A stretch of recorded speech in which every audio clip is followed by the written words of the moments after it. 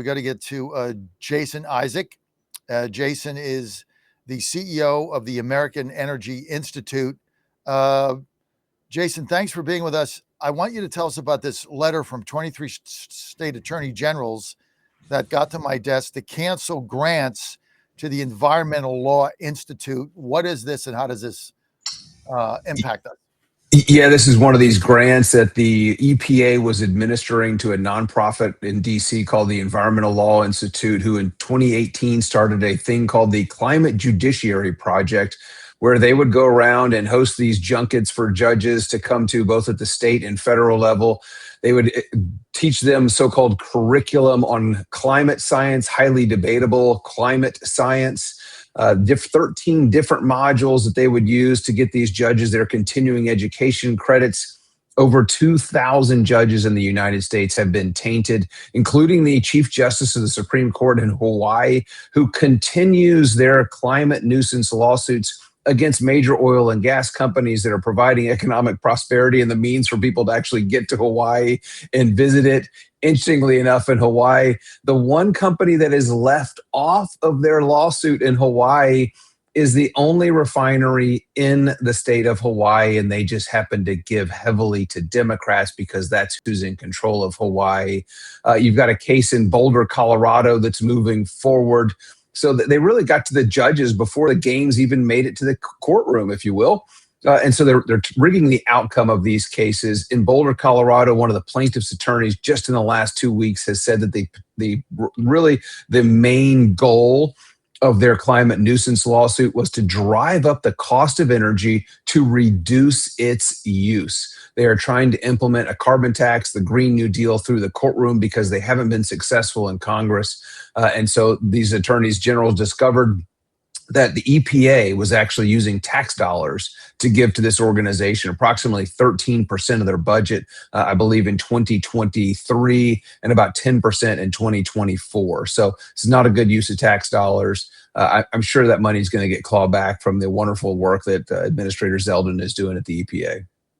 Well, listen, it's just another NGO scam.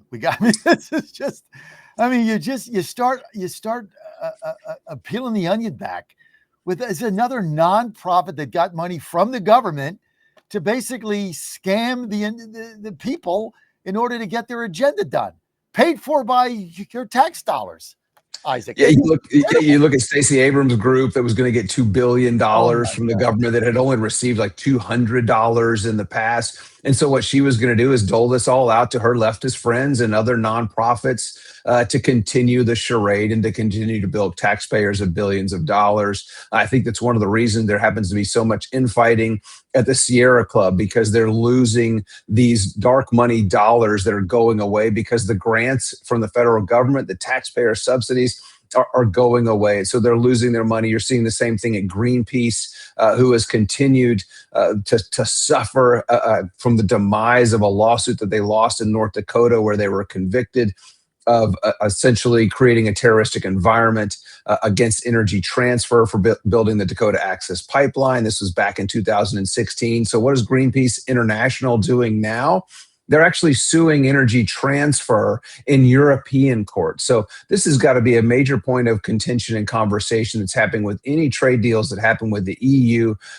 They've got to get rid of these incredible climate mandates that they push on American businesses, and the fact that a company can sue an American business in the EU court saying that they were being denied public participation, which is what Greenpeace International is claiming.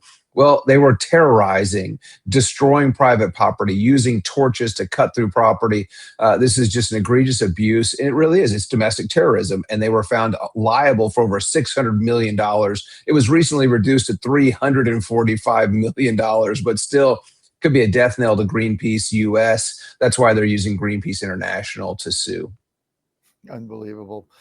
Walter, I want to thank you for your time today. As we uncover these NGO scams, I know Professor Phil Klein's all over it.